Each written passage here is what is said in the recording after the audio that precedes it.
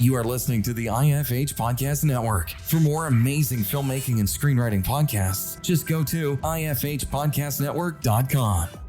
Welcome to the Bulletproof Screenwriting Podcast, episode number 112. There is no reason why challenging themes and engaging stories have to be mutually exclusive. In fact, each can fuel the other.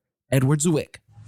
Broadcasting from a dark, windowless room in Hollywood when we really should be working on that next draft. It's the Bulletproof Screenwriting Podcast, showing you the craft and business of screenwriting while teaching you how to make your screenplay bulletproof. And here's your host, Alex Ferrari. Welcome to another episode of the Bulletproof Screenwriting Podcast. I am your humble host, Alex Ferrari. Today's show is sponsored by Indie Film Hustle's Filmmaker Process.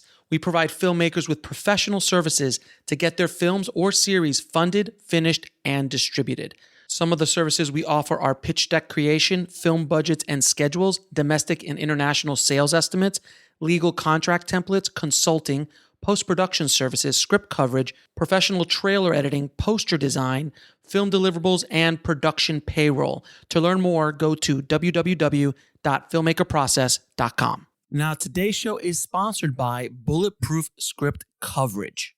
Now, unlike other script coverage services, Bulletproof Script Coverage actually focuses on the kind of project you are and the goals of the project you are. So we actually break it down by three categories: micro budget, indie film market, and studio film. There's no reason to get coverage from a reader that's used to reading tentpole movies when your movie's going to be done for $100,000. And we wanted to focus on that at Bulletproof Script Coverage.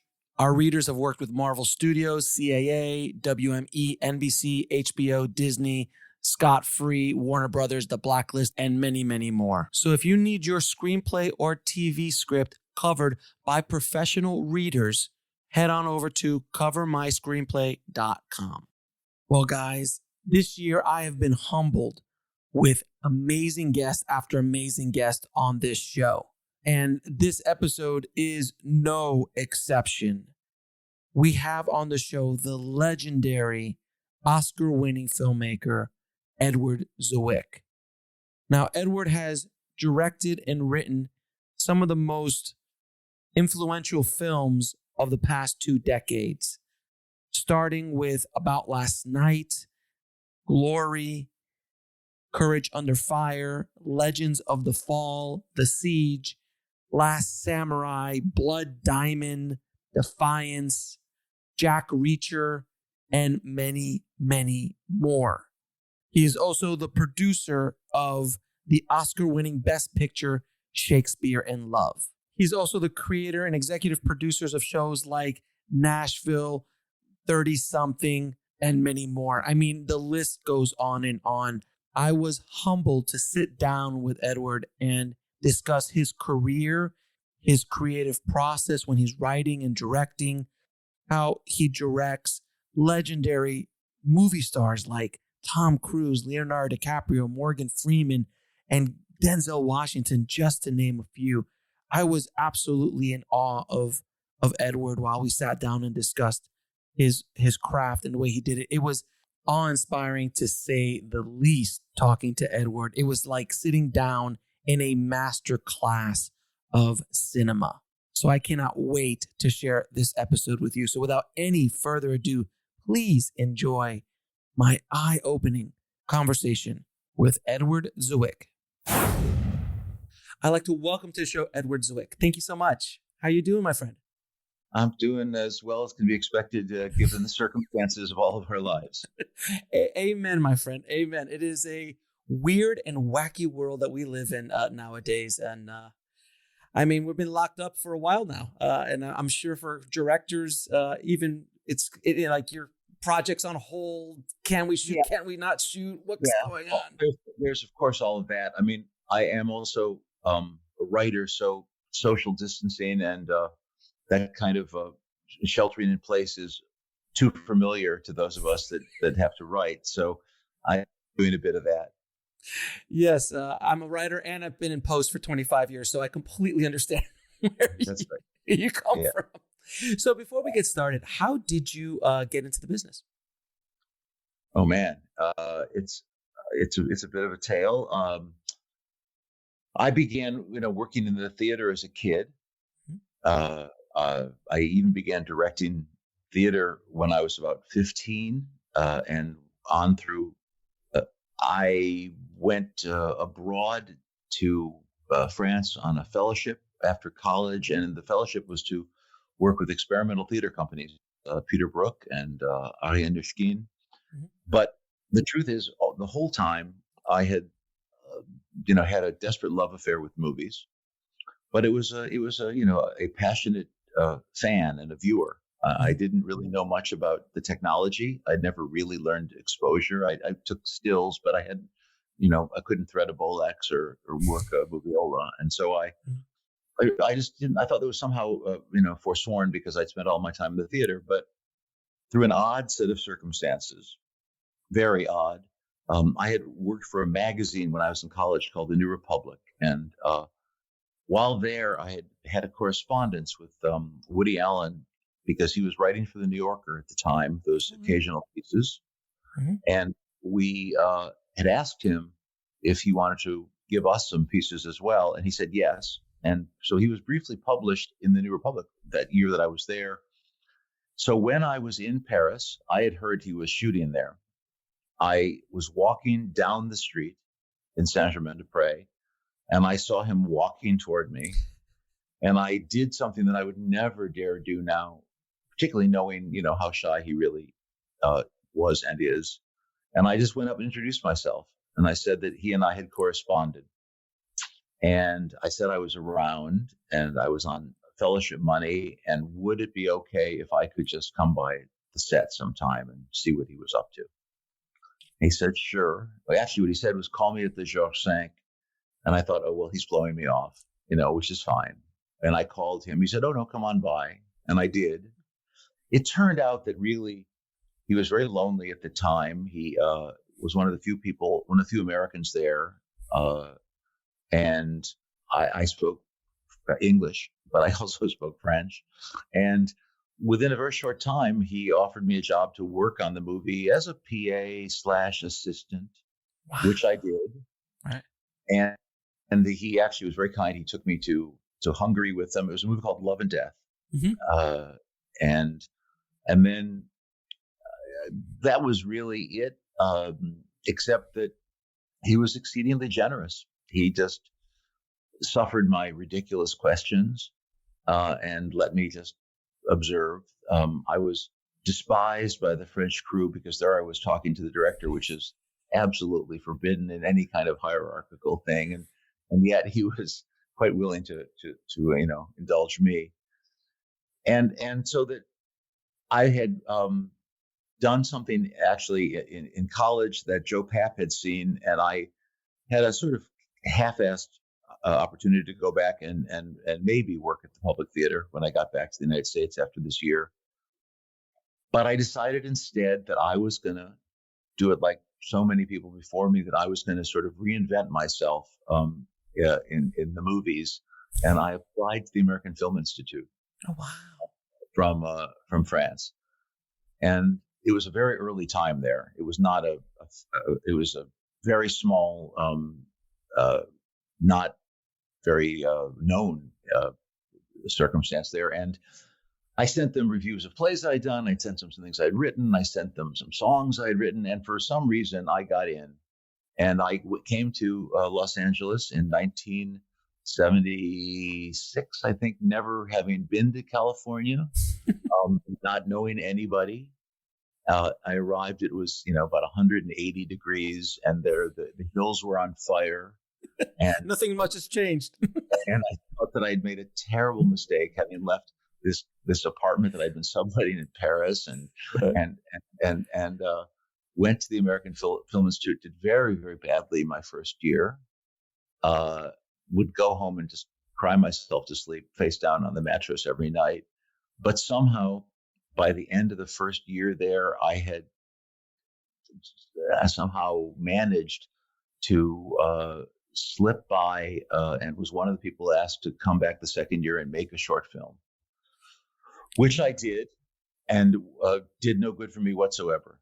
But was that Timothy and the Angel? Yes, it was. It won a prize at a Chicago Film Festival, and it meant nothing except some, little plaque that I still have. Mhm. And, but I had 2 years of the kind of demythification that you need when you first come here, when you understand what people mean when they say these things to you, and that whole nomenclature of Hollywood and development, and those horrible critical phrases that development executives know, and Mhm. you have to learn the translation. And probably the most important thing that happened is that Marshall Herskovitz and I met. He was there also as a director, and we became friends. And more than that, I think after we left film school, because there is no, continuing education, I think we remained each other's friends, but also became each other's teachers in a way. Mm. And when finally we began to get some kind of work, and it was horrible, the other would be willing to tell the other person it was horrible, and we would try to analyze why. And that relationship began and continued day in both and informal ways. At the same time, I met a guy there named Steve Rosenblum who cut my student film, who'd never cut anything before. So we figured out that Moviola and then a Steenbeck, and Mhm. and he has cut everything I've done since, as well as having several Oscar nominations. And I don't know, it was just that sort of that cauldron, that very searing moment where you actually form certain relationships with people who are actually willing to tell you when you're full of shit, Mhm. and you admit your aspirations to each other, and that's sort of how it began. Now, with when you did your either your first short film, or even when you applied to or went to LA for the first time, what was the biggest fear you had to overcome? Because a lot of people listening might have not even taken that first step to walk towards the path of following something that they're passionate about, and they have something blocking them. What was that? Was there a fear, or did you just go gun ho? Well, I mean, to be really honest, my father had gone bankrupt when I was in college, Mhm. and I had applied and had been accepted to law school. Oh, wow. So, ironically, when you get accepted, I don't know if it's still true now, but in those days, when you got accepted to law school, they and I had gotten this fellowship. They gave me a what's it called? There was the possibility of coming back the year after, or they were able to attenuate my acceptance. Mhm. And so I had that that piece of paper. And my greatest fear is that I would have to go back and go to law school, because I really had no wish to do it. I applied because I was scared, and I was a middle-class kid who thought I had to somehow have something to fall back on. Right. And so I guess, that continued for several years, because while I was starving and mooching off my girlfriend, who was willing to, let me stay in this little rented house, and I was, even for years after that, when I was a script reader and the various things that I did to try to make money, those people who had graduating and clerking for Supreme Court justices and going to work for white shoe law firms and making a shitload of money and really advancing in the world, and I was not, as none of us do right away. And so there was a certain period of time, I would say the 2 years of film school and maybe 2 or 3 years thereafter, where I was struggling. Well, as you would, and for people listening today, when you were trying to become a filmmaker, it was not the cool thing to do. Nobody really even knew what a film director did. Really, that's sort of true. I mean, look, I went to an Ivy League school, and particularly there, I mean, the couple years before me, the guy, I went to Harvard, and the guys from the Lampoon had come out, and Doug Kinney and those guys, they had not yet made movies, but they were finding their way here. I seem to remember seeing Animal House like the first year that I actually was there. I don't remember Animal House what year it was. Was it about 77? Is that a good guess? 70? Yeah, it was around. Yeah, it was like mid to late 70s. Yeah. I think, in any case, it was not an acceptable thing. There wasn't a mafia of people all from the same school who had come out here, and there had never been film courses in the school that I'd gone to. And so it was all very, very new. But when I lived in Paris, all I'd done was go to the movies. I probably should have spent a lot more time, doing the work I was supposed to have done, which is working with experimental theater companies. But the Cinémathèque was there. Henri Langlois was still the head of it. You could spend 4 francs, which was $1, and you could see 3 movies at a 6 o'clock and an 8 o'clock and a 10 o'clock show at the Cinémathèque. And it would be the festival of Truffaut, or it would be Antonioni, or it would be Ozu or Kurosawa, and in American films too. And Paris, which few people know, is probably the best revival city in the world.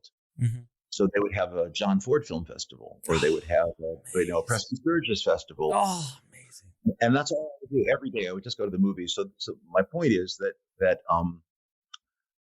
I was there, and I at least had a sense of what I aspired to. I didn't know how to do it. Mm-hmm. And I did the work at AFI, and I listened. And when all the fancy people would come in and tell me about their experiences, I thought I was paying attention. But then when I would try to go and do the work, it never resembled what Sidney Pollack had been talking about, or what Roman Polanski was talking about as he talked to the students. And I just wasn't getting it. And I felt despairing about that. And frankly, it wasn't for several years of just doing work that was mediocre. And until one day the penny dropped. And I can't really explain exactly why it happened, when it happened, mm-hmm. but something was revealed to me about the relationship between what I wanted and what the camera saw, what I wanted to say and what people said, in the actors in their mouths, and how stories were told. And really it happened like Helen Keller at the pump. I don't know if you've ever seen The Miracle. Yeah, of course. Yeah. There's a moment when she's got Patty Duke is there and she's pumping and she goes, water. And she goes, oh, water. Oh, and suddenly at that moment, she can understand language. And for me, that was film language. And from then it was a fast trajectory. After a very little trajectory, it then began to really gather steam. But you struggled for years until that moment happened and just got in there. I would say the aggregate was certainly 5 good years of struggle. Mm-hmm. And by struggle, I also mean self-loathing of getting an opportunity to write something and then seeing it was bad. And even when I got an opportunity to do a television movie, mm-hmm. finally, it was bad. And then the next one was just as bad. I mean, I'm not sure that they knew at ABC or even the producers how bad it was, but I knew how bad it was compared to what I was trying to compare myself to. Sure. And I was embarrassed by it. Now, be better. Now there was I've been a fan of yours for a long time and with your filmography, but I saw you on a DVD of this little known amazing directing the actors course called the Nina Foch course.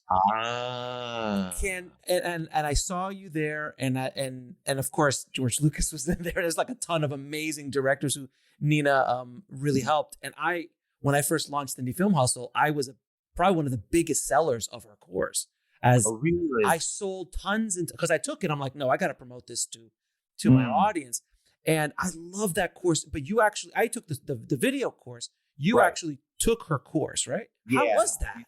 I mean, there are a few people that mark you. I mean, I was lucky enough to have several good teachers in high school and certainly 1 or 2 in college, but she just was so radical. I mean, I know a little bit about Brando's life and Kazan's life and who Stella Adler was, mm-hmm. and what effect she had on people, and Sandy Meisner, and Nina was a student of theirs, and she took their gospel and and then really translated into her own understanding, because she too had a more Hollywood experience. She had been a contract player, mm-hmm. for Louis Mayer. in the 40s. We'll be right back after a word from our sponsor. And now back to the show. And she had then been she worked with George Stevens and William Wyler as a coach. Did she work? Yeah, didn't she work with Kubrick and I think Cecil B. DeMille? I think something. I don't know about DeMille. She used to tell a DeMille story. She had the best stories of anybody. But she was also unbelievably tough. Yeah, she was unsparing about what the calling was of directing, and not just directing the actor, but storytelling.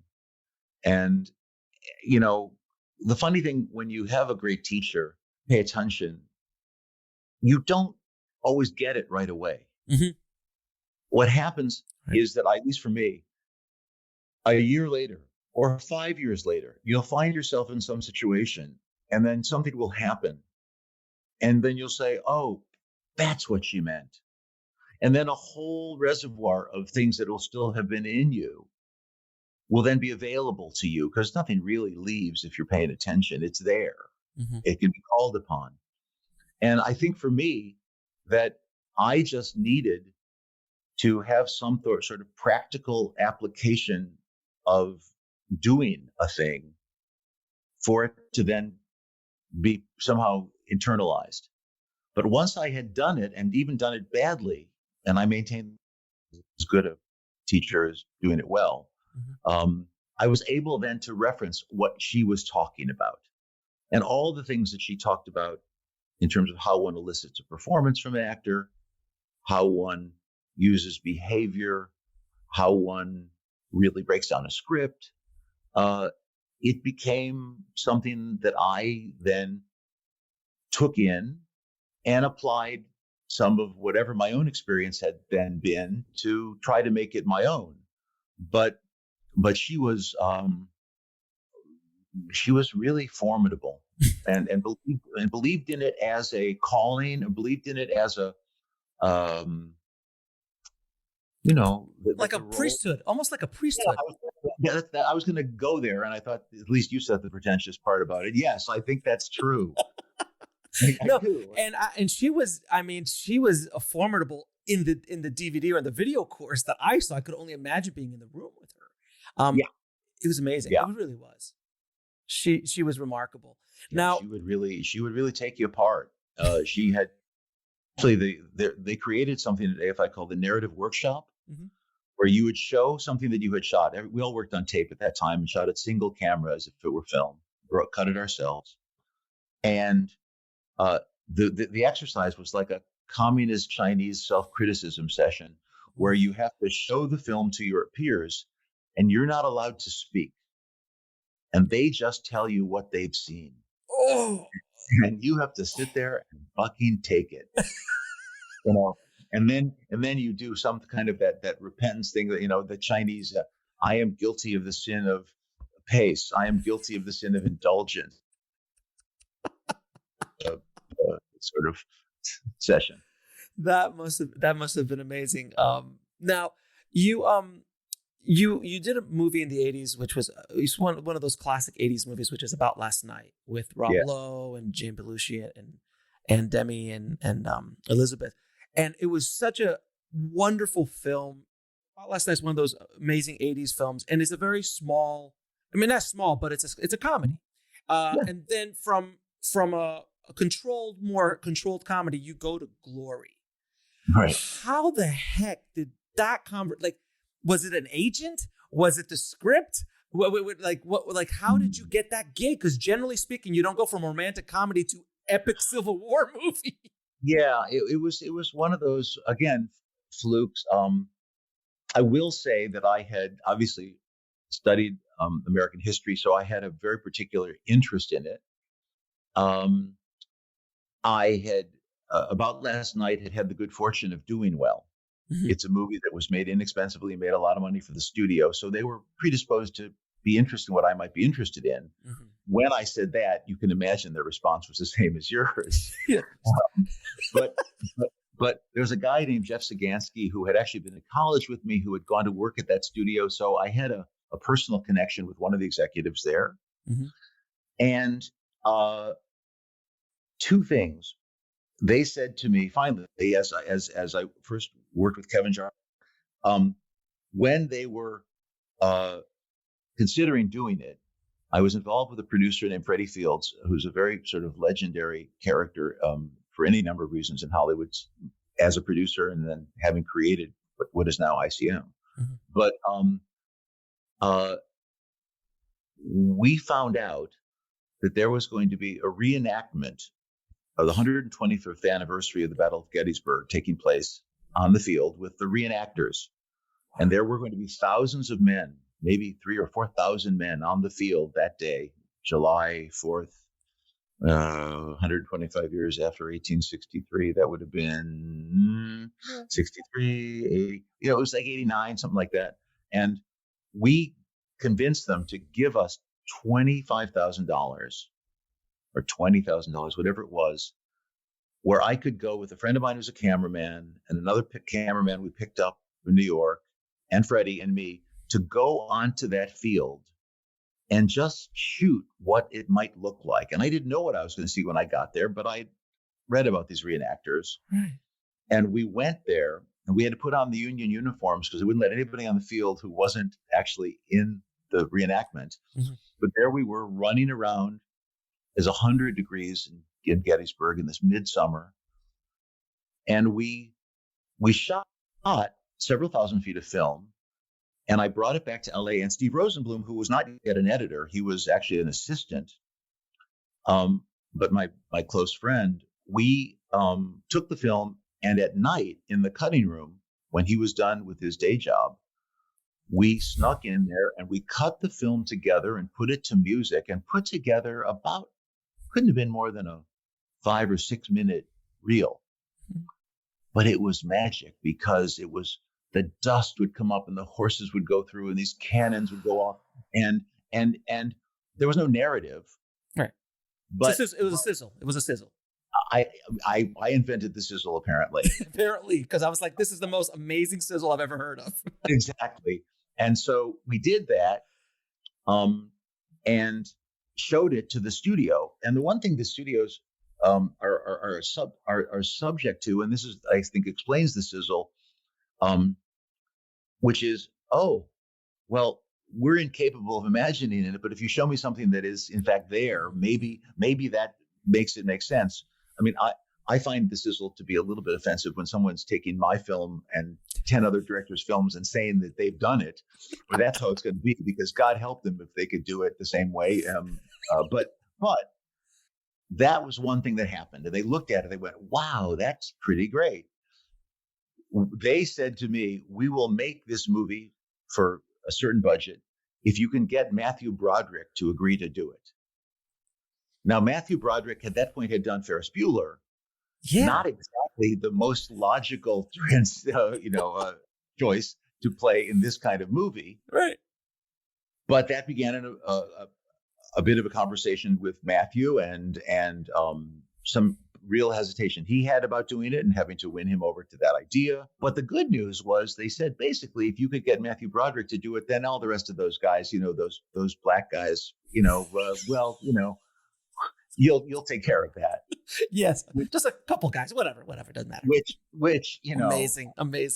It's an amazing story because, I mean, I had known Denzel because the year before we had started 30 something and Denzel was, I think he was there still doing St. Elsewhere at the time. Right. That's right. He did St. Elsewhere. Yeah. And I'd seen Morgan do something at BAM, and Andre Braugher was still a senior. Was still in his final year at Juilliard. He had never done anything before, but it bespoke something that's, I think, also interesting to talk about, which is that their approach to it was essentially as a white savior narrative. Yeah, right. And that's what they wanted the movie to be, and therefore there was a lot of pressure put on me to really lift up that character of Shaw and talk about how he was trained and where he was born and how he got there. And there was literally about 2 reels of film and really to put the burden of the narrative on him. And I had to write a lot of it. And in fact, as we started, I had to shoot a bunch of it. But it became abundantly clear that when I started rehearsing with the guys in the tent, with Denzel and Andre and Morgan and Jimmy, that that was the story. And the minute that we shot that first scene and looked at it in dailies, or let me back up for a second. When I looked at the stuff with Matthew alone, and it looked like a kind of bad movie for television, because it was harsh and it was stilted and it was just something you'd seen before. Mm-hmm. But when I started realizing what these guys had, it just all revealed itself to me. And I began to write more for them and figure out ways that there would be other scenes in which they would have figured even more prominently in the plot. And so that when I finally showed the movie to the studio, I cut the first 2 reels. I literally began with Matthew Broderick on that field and that letter. And he meets Morgan Freeman, 3 minutes into the movie when he's lying there on the field, and starts meeting the other guys, 6 minutes later. Mm-hmm. And the movie became what it became, which is not to diminish anything that Matthew did or to diminish his import and his performance. But these guys were in a state of grace. They were representing something that I could only imagine or humble myself in front of. Yeah, and from what I when I saw the film, all I can remember from the back of my head is Denzel. It's just Denzel. Morgan and everybody else, and Matthew was great, but it's just Denzel. You just saw he became Denzel in Glory. Like he became. Yeah, well, he began a relationship with us where we made several more movies together. But right. but one thing I will say also, and this is how I tried to make that transition, and I think this is really important to say. I know that About Last Night was, people in rooms talking, and 30-something, which had come right after, or even all around the same time, was the same thing. Mm-hmm. But I shot so much film, meaning in that movie and in those 40 episodes that had preceded this, like a lot of the directors that became really great directors who shot 2-reelers, George Stevens, who had shot, Max Sennett and John Ford, who had shot, crummy Westerns and all that, shooting film, cutting film, doing it, figuring out what makes a scene work, was again just about gaining a kind of felicity and a kind of chops as a jazz, trumpeter might, playing finger scales as a pianist might. And one more thing, which is I went back to some of the masters that I had so loved. And I think I watched Ron and Kagemusha and the Seven Samurai 100 times. Mm-hmm. Because what Kurosawa did with those movies, he did not have a lot of money, and we didn't have a lot of money for Glory. Mm-hmm. He showed me how to fill that frame and how to stage that in depth and how to give the impression of scale.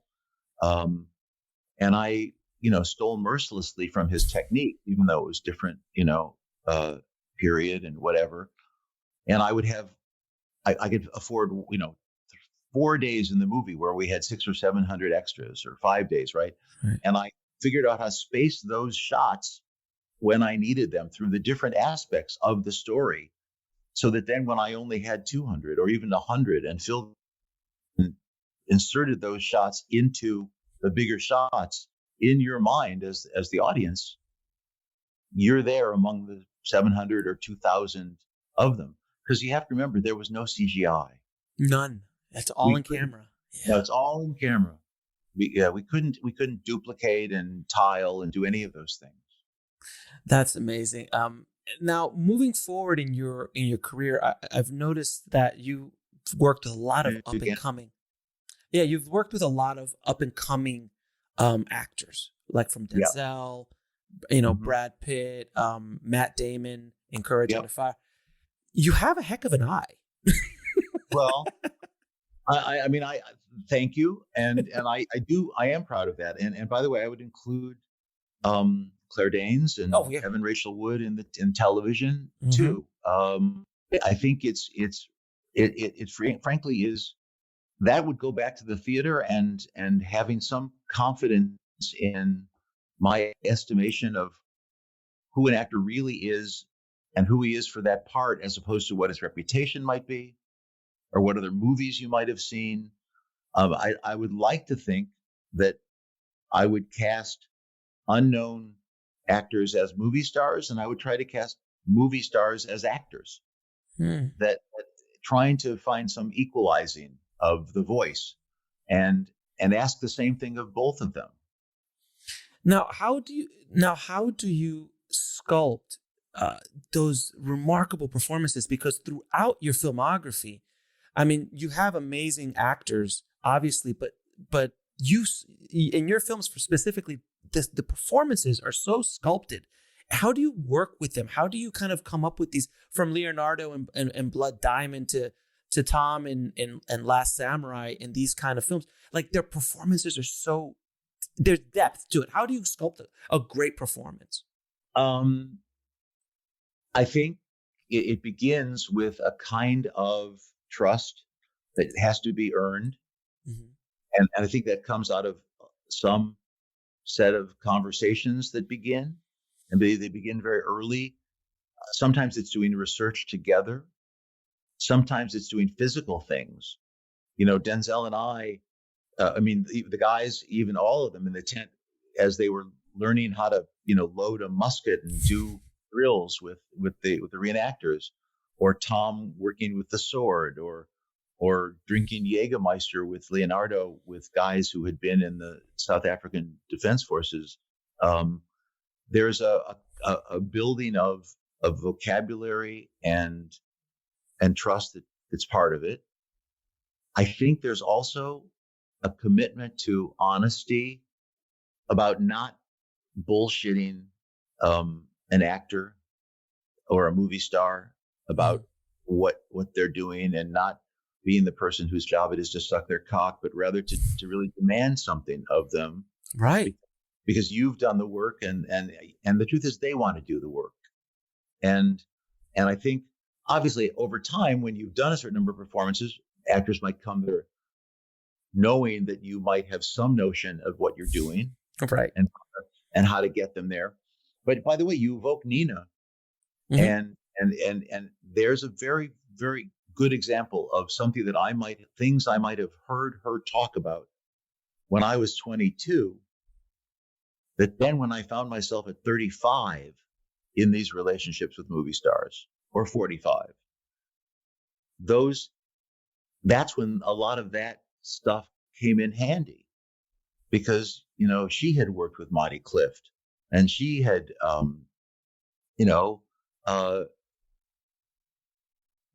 understood that actors and actresses were a very particular breed, and there are very specific kinds of issues that you could understand that they have to deal with, and you could be sensitive to those.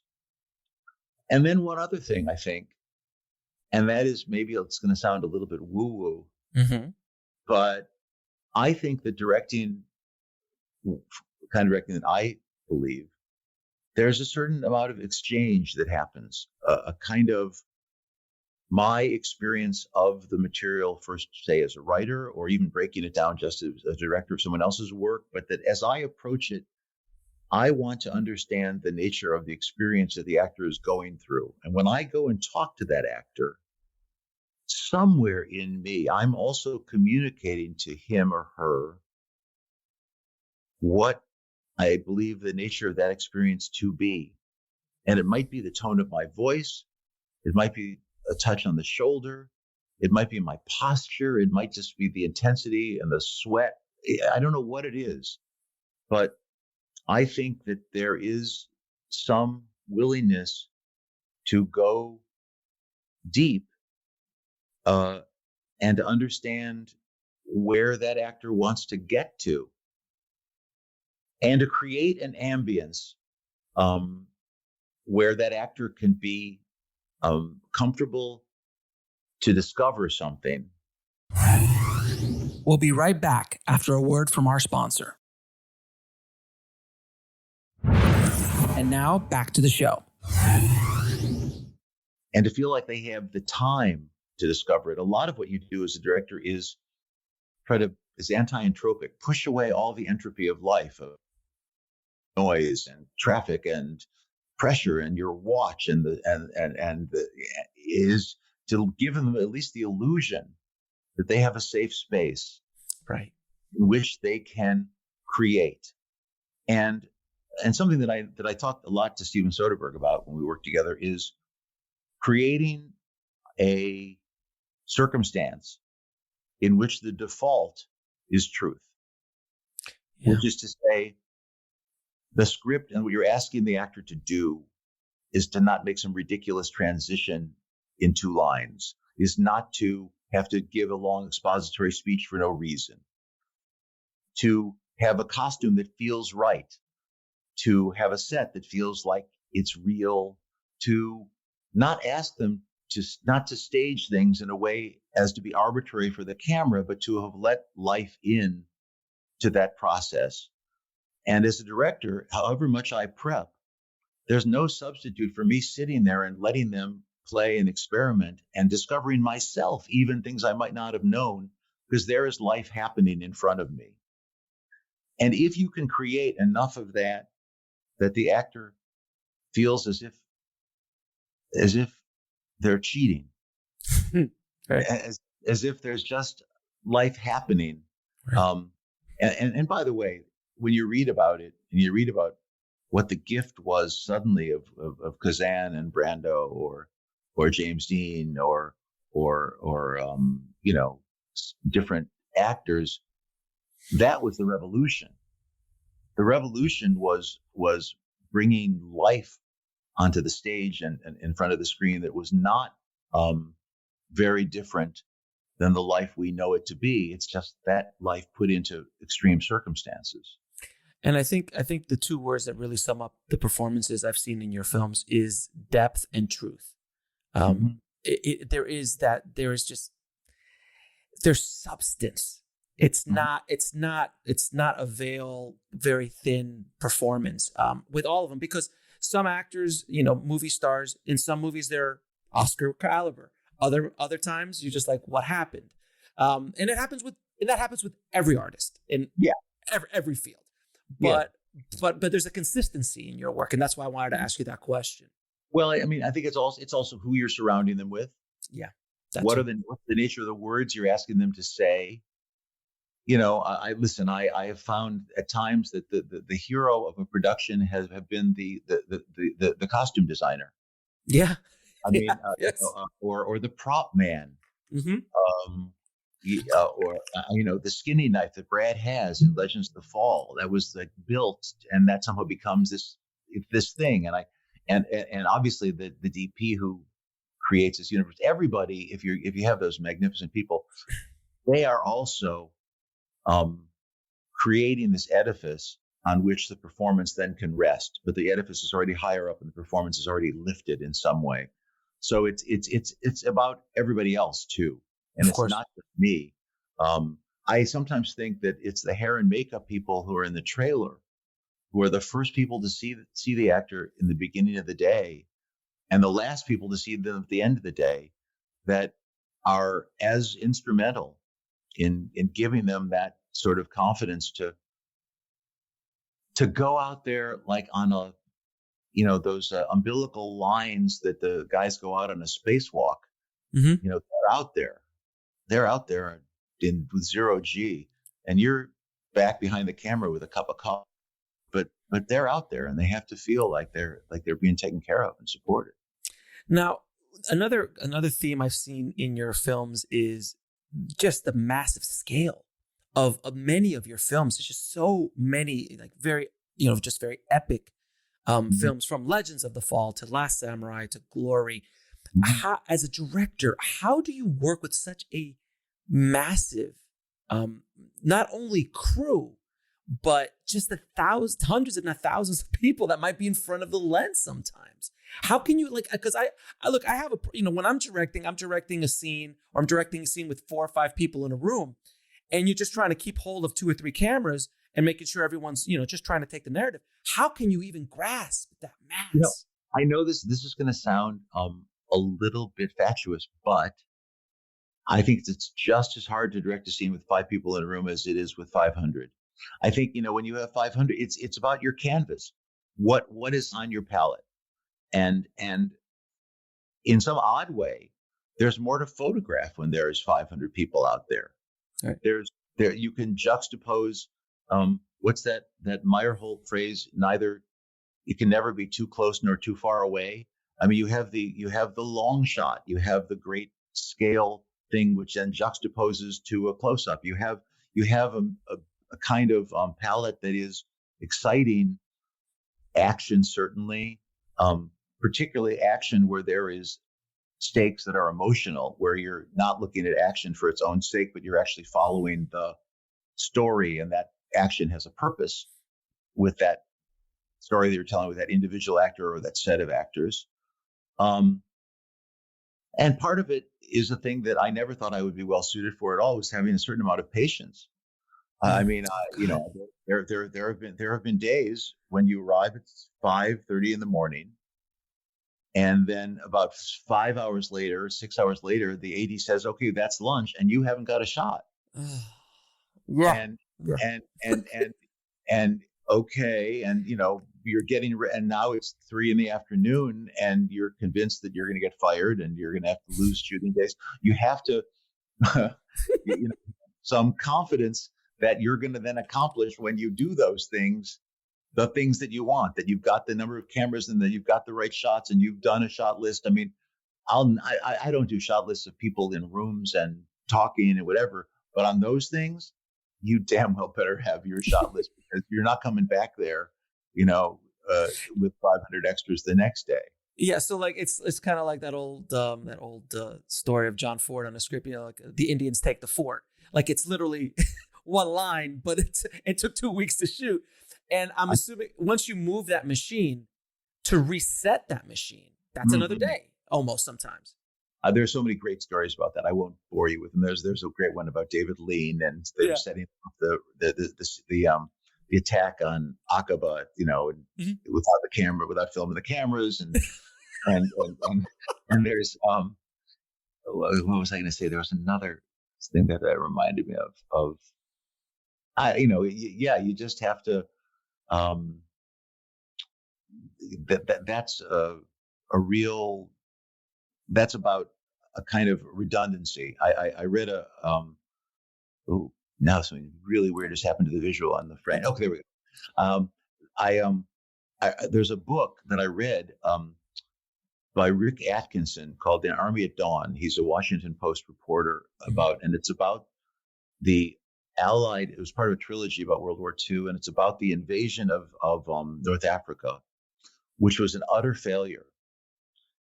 And it's about all the preparations they had to do to create amphibious landings. Mm-hmm. Well, they'd never done them before. What is an amphibious landing? Right. They had to invent the amphibious craft, and they had to understand about supplies and all of this. And it was about the redundancy of checking and rechecking and having these endless meetings with all of the departments and making sure that everybody's on the same page and being honest about what you can and can't accomplish. And what they discovered when they did the landing is they got it all wrong. But they never could have done D-Day if they hadn't fucked up so badly in North Africa. And so part of it is also making really stupid mistakes, as long as you then don't make them twice. And that's pretty much filmmaking as a general statement. Yeah. Now, one part of filmmaking that is not really taught in schools very often, and I know I've had to deal with it. I'm sure you have too. Every director has ever had to deal with it. Is the inevitable politics of being on set, the hierarchy, dealing with the politics of actors or crew or studio or producers. Can you talk a little bit about how you as a director deal with those politic moments, which when you have a group of people, it's going to happen? Yeah. Well, you've mentioned, you know, by those 7 people you've mentioned, if you triangulate them, you've mentioned about 49 different relationships. So or maybe more. So I'd have to talk about them somewhat separately. Mhm. The one thing I would say is I have over time come up with a kind of an analog to what a film set is, and because it's not a startup and it's not a team, it's not a business, it's this group of people all coming together with a common goal, but the goal is ephemeral. The goal is a story. And I think of it a little bit like sort of like the sailing ships in the 16th century.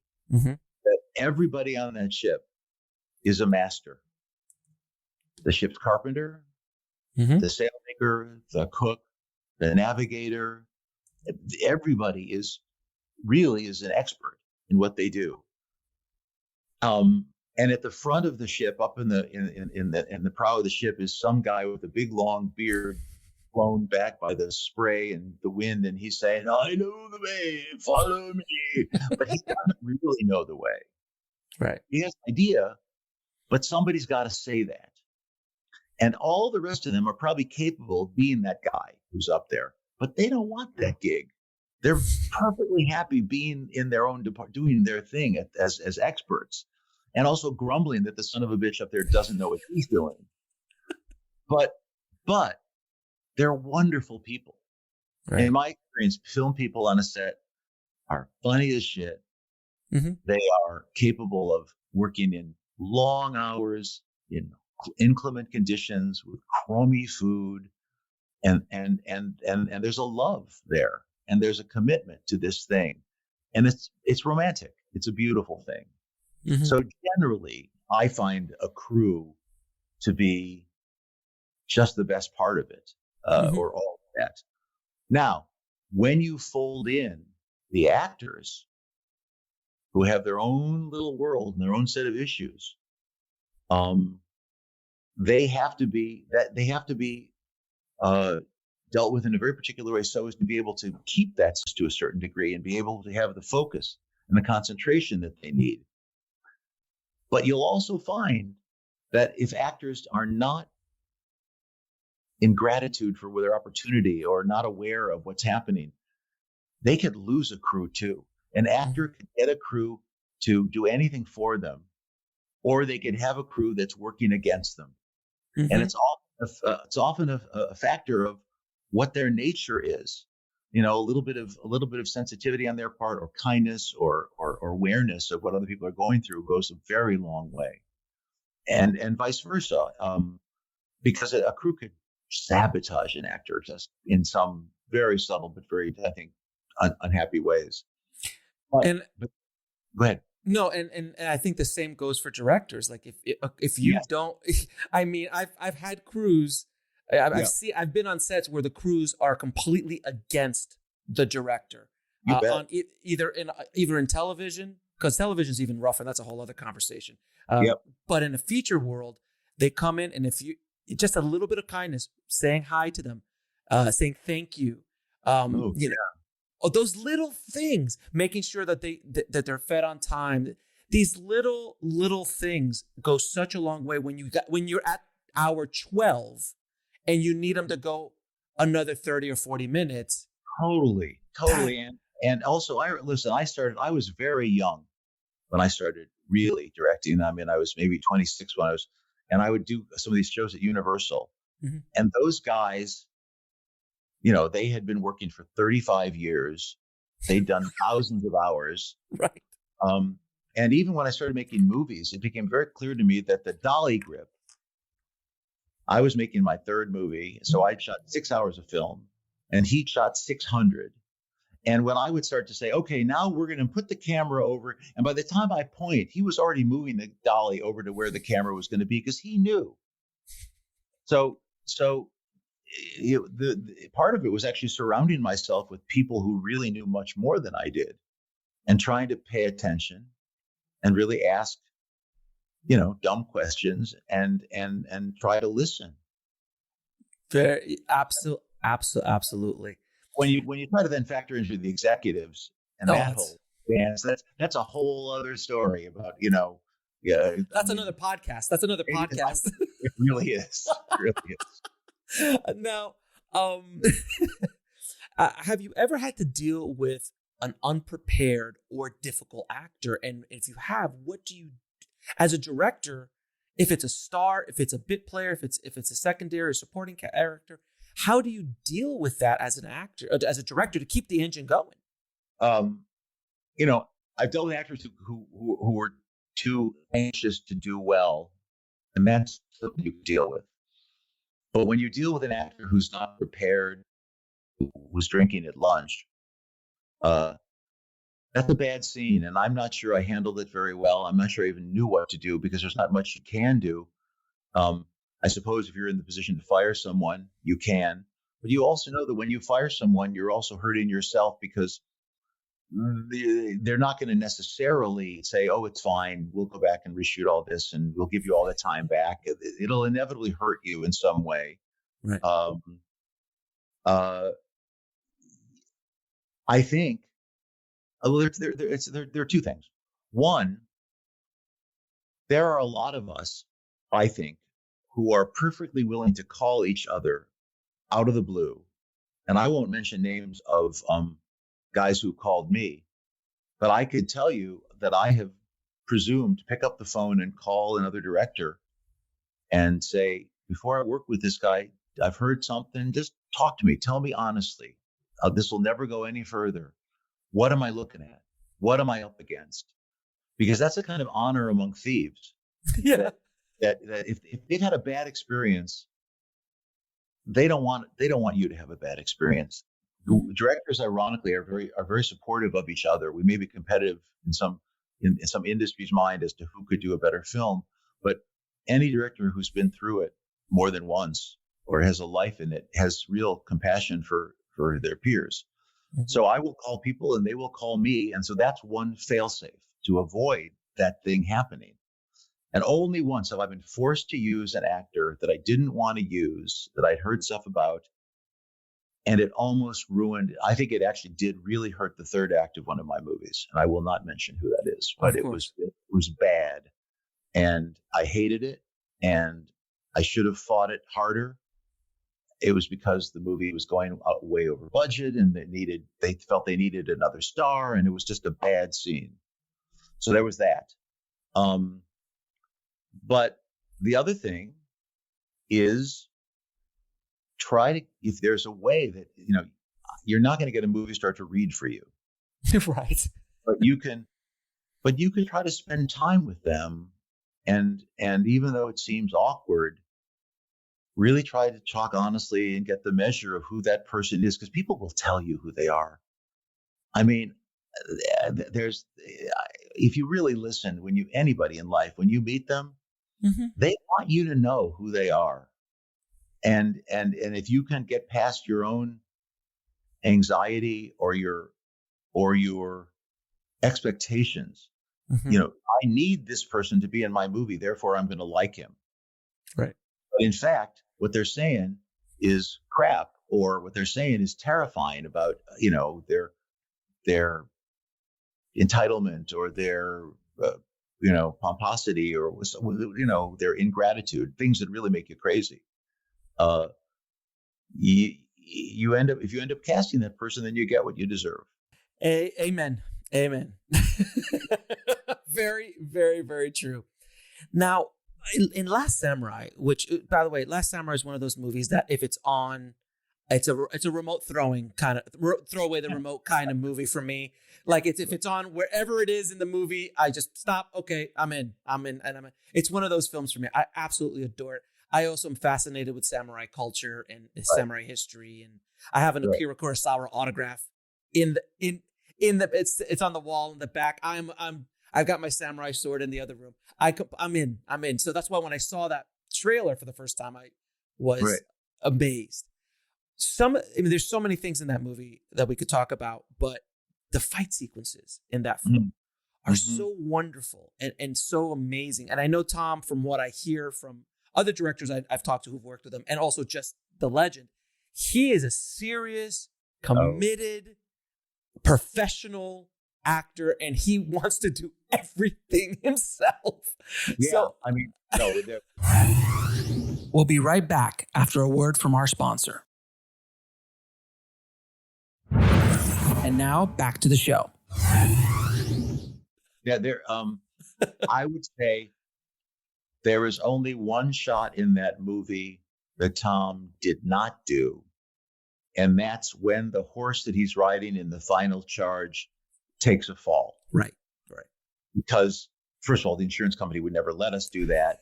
And I would never let him do it because the guys who did it were the gypsies from Spain, from Zingaro, the great horse circus, who were the greatest riders in the world and who had trained with those horses for 4 months before then. But he wanted to do it. Oh, I'm sure. And by the way, he's riding in the charge. I'll tell you what he's in. He's in the charge on foot when the two armies come together and hit each other. Oh, he's in that shot doing that.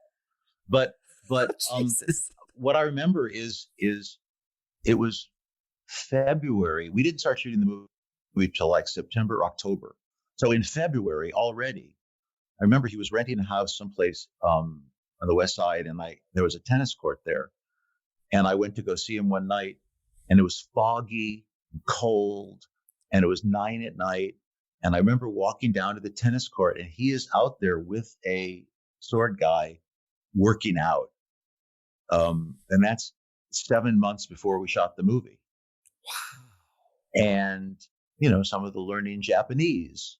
And, I mean, there was a guy named Nick Powell, a very talented stunt guy who was really good with sword. But I also found that a lot of the Japanese had their own, experts, and they had shot a lot of samurai movies, and there were some guys on that field. There were 700 Japanese who came to live in New Zealand with us when we made that movie. Mm-hmm. They even created a village with our own doctors and diet and whatever. But there were guys on that field who had been in those Kurosawa movies. Jesus. So, and there are certain guys in those battles who die about 100 times. I think that it's just as good stunt people do. You just put another wig on them, get them out there again. Yeah, but I do remember that literally it was a kind of ghoulish exercise, certainly in that final battle, about saying, okay, what's another way to kill someone? Oh, how many ways are there that I could devise to kill someone? I'll tell you another interesting thing you'd probably like. There's the scene when the samurai first come out of the mist and they charge and they're on horseback and Tom on horseback. We built that's an animatronic horse. Mm-hmm. It was $1 million to build a horse that is probably only in about 28 seconds of film. How is that? That doesn't make a lot of sense ROI wise. Like, there's not a really good return on investment, or is there? I mean, seriously. Well, it does, because in the middle of this remarkable scene, you have your movie star doing things that you would never let a movie star do. Okay. A horse rearing, turning, sword, bending, twisting, and then getting T-boned by another horse and going over. I guess you're right. You're absolutely right. There's no other way to do it. And you say to yourself, okay, this whole sequence is going to be 5 minutes. And if you've got 30 seconds of that movie star doing that in the middle of it, it's probably worth it. In a movie that cost $130 million, that $1 million was well spent. Yeah. But true. That's amazing. So that sequence, that fight sequence in the back alley, the when the samurai surround Tom, and the way you shot that, and the way the timing and the slow-mo and the way he was like the images. How do you approach a scene like that? Yeah, I read a book by John McPhee talking about Arthur Ashe and I think it might have been Osuna playing a tennis match in the 60s. And it's a brilliant analysis of sport, but also of competition. And I remember him trying to break down a tennis stroke into the composite motions of every change of weight and vision and timing and what the human brain might be capable of doing and understanding all at once. When you see a player in hang time twisting and reversing the ball and then going opposite alley, since things that, or I once had a cat that I slow motioned dropping the cat from higher up, upside down, and seeing the cat come and find his feet with a kind of gyro ability that he would have. So the idea was to say, how would it be possible for someone? Because, in samurai movies, when you see it, they're doing it, but it's very fast and you're taking it on faith that that's how it would have been. But I said to myself, okay, is there a way that we could literally break it down and see it and do it in the reverse? Usually what you do in action, or at least what I've seen before with action, is some action starts and it immediately goes into slow motion. Right. And that's how it happens. And I said to myself, well, what happens if we do it and then find a way to then go backwards and almost like that he's been training. Right. That's why this makes so much sense. And when you're training, you train and you train and you train, and they try to say to you, and the whole theory of that was, which is what coaches used to say to me, well, if you did well, oh man, you were playing out of your mind. Yeah. If you're playing out of your mind, what does that mean? It means you're only reacting. Right. So to first show him playing out of his mind, almost being unaware of what he had done, and then go back and almost to recapitulate it in that penultimate moment that leads up to the last moment. That was the whole theory. But Tom, I will say, does those guys are swinging. They're not sharpened swords, but if one of those swords would have hit him in the face or in the arm, that would have been, if not the end of a career, it would be the end of a couple of weeks of shooting. So imagine the amount of time that he spent rehearsing that with those guys to do that. Wow, man. They do it all in one. It's done all. I wanted to show it all in one take first. Yeah, and the reason why all of that works so beautifully is because it works into his character, and that's what I love about that action sequence. It is a statement about what the character has gone through. Yeah. It is not just an action sequence to look cool, which is fine, and there's those stories in those films. But in this, your action sequence are actually telling is a storytelling aspect. It's not just look how cool I can swing a sword. It's look how far I've come. I believe. I'm not interested in action for its own sake. I mean, I like it sometimes, but it's just not who I am. If there's a reason, if something is accomplished narratively in it, then there's a reason for it to be in the movie. Mm-hmm. And sometimes that's by design. It's great if you can reveal anything through behavior rather than through exposition. And in this case, it literally begins with that first scene with the character playing Ujio, Hiroyuki Sanada, when Cruz refuses to lie down, and you see him picking up and he's training with that stick. So good.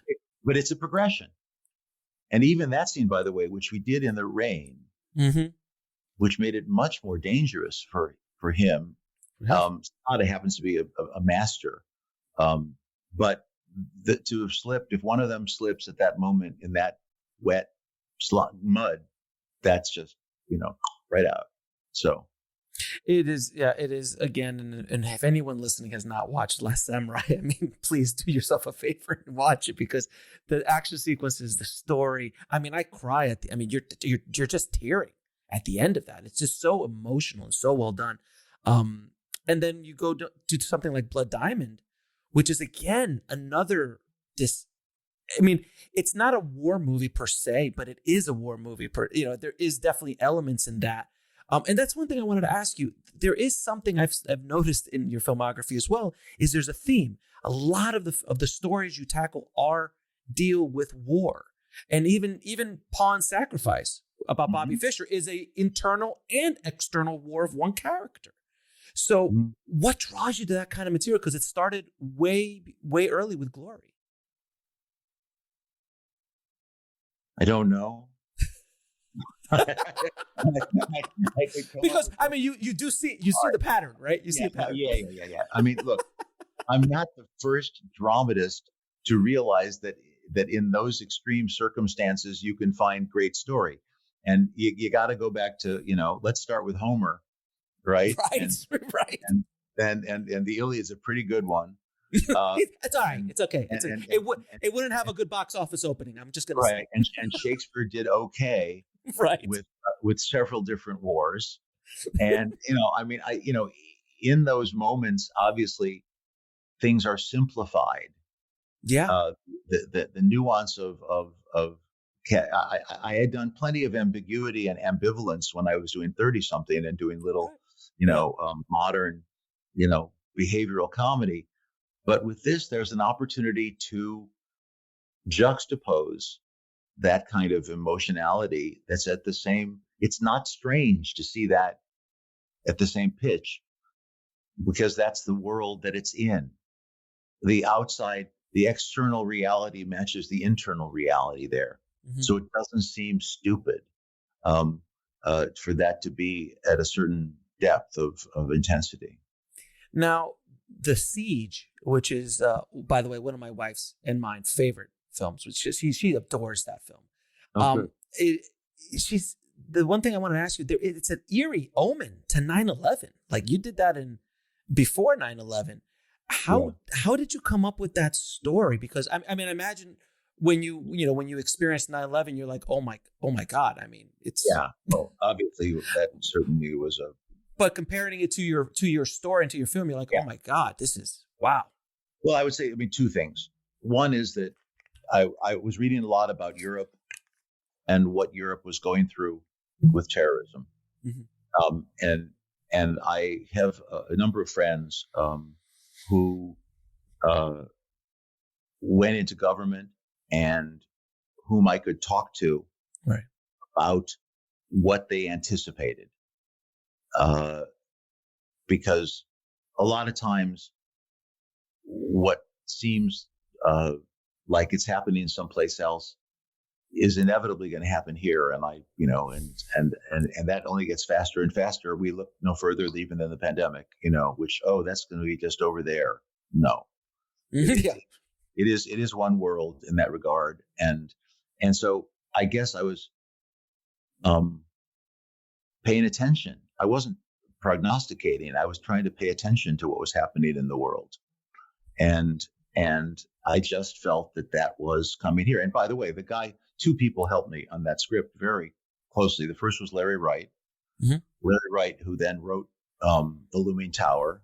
He's one of the greatest journalists of our day. And he wrote this book about the pandemic a year ago before this all happened. He's an amazing journalist who was paying great attention.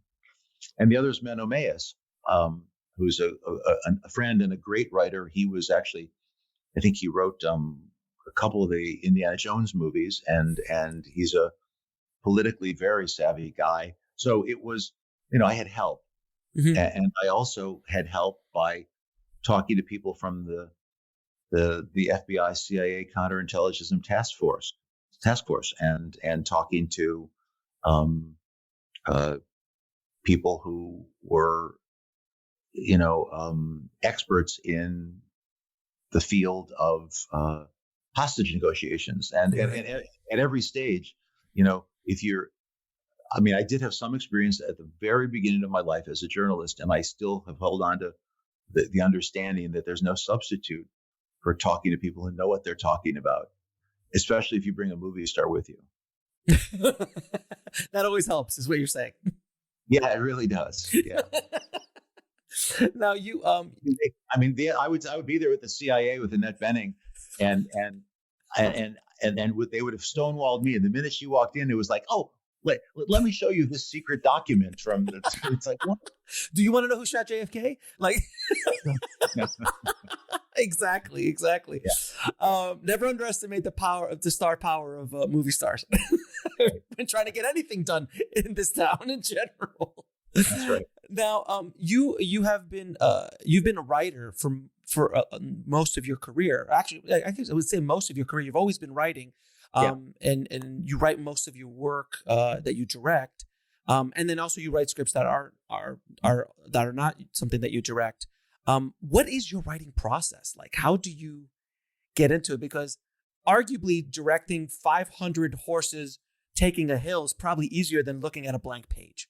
Yeah, I think that's a fair way to put it. I mean, I know that when I'm writing, I'd sure rather be out on the set with 500 horses. But conversely, when I'm out there with 500 horses, I sure as shit would like to be back someplace else writing. It's always that. Yeah. So. But what is your process? Do you start with character? Do you start with plot? What is that process for you?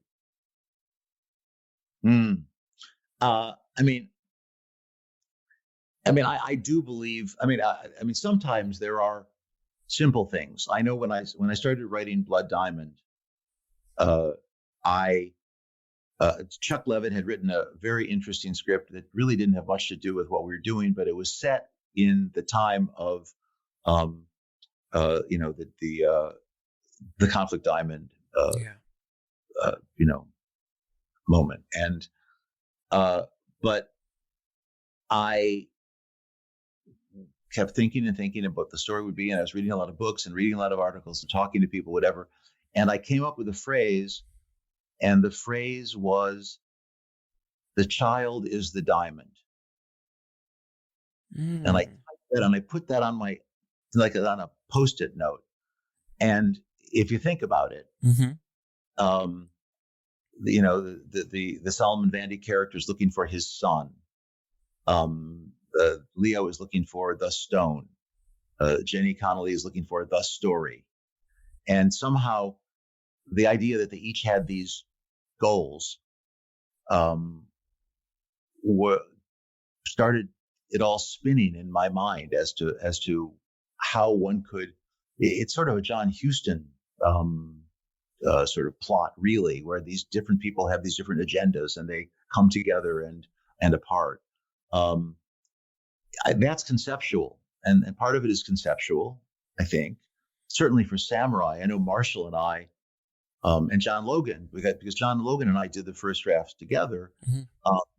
The idea that a man would end up turning against everything that he has been trained to do and believe in and fighting to the death for it, right, is a concept. Yes. How does that man get from that place to that place? And then we talked a lot about samurai culture. We talked a lot about Zen. So that's part of it.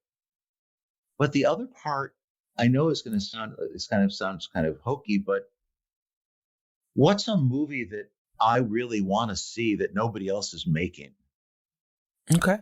Can I entertain myself? Can I give myself the experience of doing this movie? Because while you write a movie, you are living it. Mm-hmm. And in fact, maybe the best performance of it is the one that nobody sees. It's the one that only you have been able to imagine and see in your mind. Because it's inevitably going to be reduced by compromise of money and time and performances. Sure. Right. But is there any way that I can, just sort of reimagine my experience of being a kid in the movies or that person at the Cinematheque at 22 years old, mm-hmm. just being, hypnotized by a thing that really interests me. Fair enough. And that leads me to the next question. What drives you as a storyteller?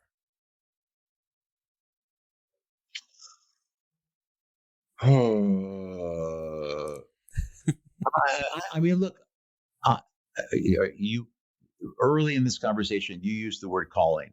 Yes. Right? So I'll throw it back at you, and I'll say,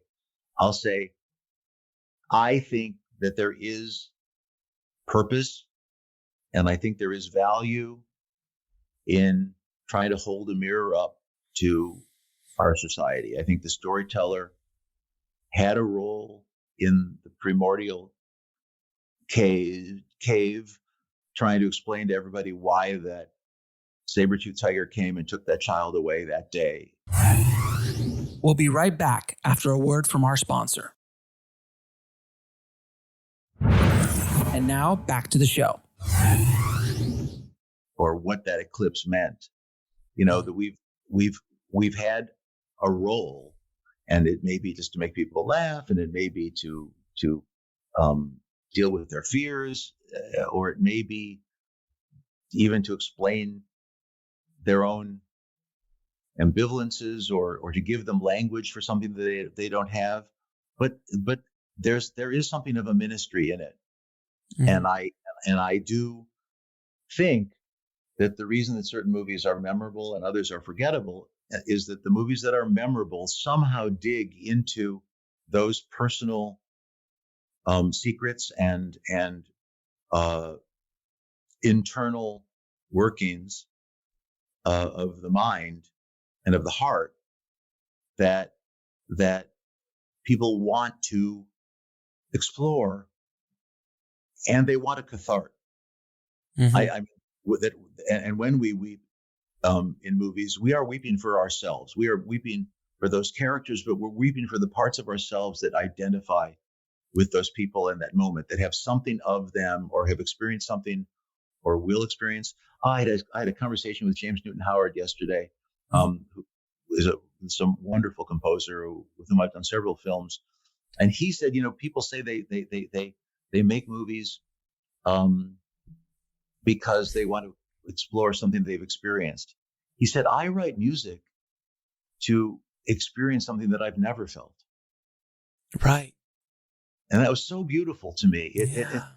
It's very honest. And I want to have an experience, and then I want to offer it to other people. And that's a whole other way of sort of turning it around. Fair enough. Now I'm gonna ask you a few questions I ask all of my guests. Okay. If you could go back and tell your younger self one thing, what would that be? Be bolder. Take more chances. Take more chances. You'll be okay. It's okay. You'll be. Yeah. Don't be so scared.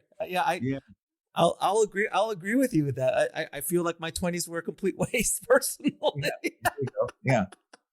Now, what advice would you give a filmmaker trying to break into the business today?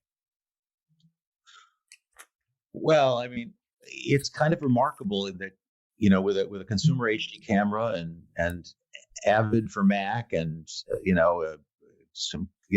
could make, anybody can make movies now. I mean, I saw you actually had Sean Baker on your show once before. Yeah. And his first movie, and even his second. I mean, I think that it's not nearly so much about technology as it is actually coming to understand why you have any notion of telling a story. You know, what is it? I've never. Yes, there's a whole world of people that make movies because that's cool and that's a comic book, and sure, God bless them, and it's fine. It just does not, you know, my jam. But you've got to have something to say. You've got to. I would say, for a filmmaker, it's not just to look at other films, but to try to look at life and to read books about psychology and politics and science. And I think it's curiosity for the world about how people behave and how the world behaves. I just don't think it's about trying to figure out where to put the camera, or you'll be. That was, by the way, and going all the way back, what I watched with Woody Allen when I first was 21 years old. He didn't know any of that stuff. There were people, I realized he was a writer who had something he wanted to say, and some of it was funny and some of it was emotional, but he had people who could help him learn that. And he learned it. Mhm. And I learned it too. But I'd like to think that there were things that I was interested in beyond the process of making the film.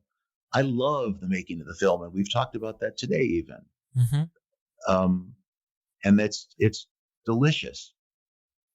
But it's actually what's going to give a film some kind of substance is something in it, something worth saying. Now, what is the lesson that took you the longest to learn, whether in the film industry or in life? Boy. Uh, yeah, I guess I would say that when I was really young and beginning, certainly in the industry, that I thought that I was making movies so as to get something else, was to get fame or money or sex or Mhm. and some validation that I didn't get in childhood. And so my process was fraught. My process was contorted to some degree. And eventually, and it took a while, I realized that, oh, actually, it was the doing of it that was the gift. I made movies because I really liked doing it. I did it for the joy of it and the reward. It's not the credits on IMDb. It's not anything, because they're all going to be forgotten, like everything is forgotten. It's the reward is those relationships and the memories of the struggle and the defeats and the triumphs, but to have had the experiences, that is the thing that I have learned. What you've just said is so profound, so profound that I just want to touch on it for a second, because as filmmakers, because I deal with independent filmmakers on a daily basis, and I've spoken to many over the years, and there is, I mean, to be a director in many ways, there has to be some sort of ego there to be able to say, I'm gonna go do this. Yep. But a lot of them get caught up in the whole awards or my legacy or what I'm gonna leave behind, or then of course the more shadow things like rich, famous, sex, drugs, money, whatever that is. But if you start to study history, most filmmakers today, most people who really can name one Orson Welles film, can maybe name one or two John Ford films, unless you're a real cinephile, can go in there. And at the end of the day, no matter how many Oscars you've won, no matter how many awards you've gotten, what you said is so profound, because it's about the experience, it's about the relationship, it's about living life, it's about going through all that. And it's not about the awards. It's not about the money. If you can make some money along the way and win a couple awards along the way, great. But it doesn't mean anything. It's more about that experience. Would you agree? Think of the privilege of being an artist. Oh God, yes. And by the way, it's maybe pretentious to even use that word in film, because it's a film business, and so you're an artist businessman. But whatever you are, sure, it's a privilege. That rather than punching a time clock or doing something that I despised so as to get a pension, or that right. I have gotten up every morning just excited about what that day might hold. I've been given the privilege of exploring my imagination and my fears, or my fetishes, or my anxieties, or my desires, and been overpaid for it. Really wildly over rewarded for it, and given some sort of validation. I can't begin to describe. It's that there's that commercial where it says, "Oh, this thing is valuable. This thing is, right. What invaluable, whatever." But no, I mean that is it. It is this astonishing privilege, and to have been in a relationship with really great brilliant people, artists themselves, really, passionate people who care about what they're doing. You can't even estimate its value. And last question, 3 of your favorite films of all time. Oh my God. Well, I already named, 6 Kurosawa movies, so you could take any one of those as one. Fair enough. I'll allow that cheat. Okay. I guess I have this movie that I really love. It's by Ettore Scola, Tante Demane. We all loved each other so very much. Okay. It's an Ettore Scola. It's an Italian movie that I really, really love. It's going to be such a hokey thing to talk about, the Godfather 1 and 2. I mean, sure. You say you throw the remote away.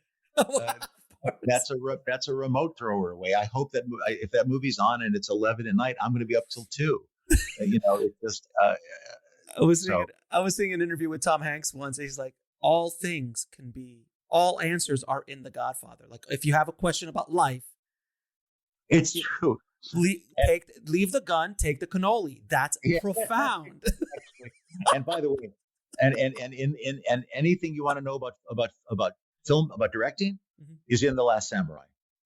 It's narrative, action, characterization, humor, pace. It's all there too. Staging. So that's, if you had one on a desert island, it would be that one. If you want to learn to go to film school, it would be that one. Now, I absolutely will agree with you. Edward, it has been an honor and a privilege it's been an absolute pleasure talking to you. It's really, really been great. Thank you for your time, and I truly appreciate it. All right. Well, I really enjoyed it too, and best of luck with your show. I want to thank Edward so much for coming on the show and dropping his knowledge bombs and sharing his experiences in the film business, and hopefully sprinkling a little inspiration to keep the tribe going and following their dreams. Thank you again so much, Edward. Now, if you want to get links to anything we spoke about in this episode, head over to the show notes at bulletproofscreenwriting.tv/112. And if you haven't already, please head over to IFH Academy and check out the Heart Chart Screenwriting Masterclass taught by legendary screenwriter James V. Hart, who wrote Hook, Dracula, and Contact, just to name a few. If you want to get access to that course, head over to bulletproofscreenwriting.tv/Heart Chart. That's HART chart. Thank you again for listening, guys. As always, keep on writing, no matter what. I'll talk to you soon. Thanks for listening to the Bulletproof Screenwriting Podcast at bulletproofscreenwriting.tv.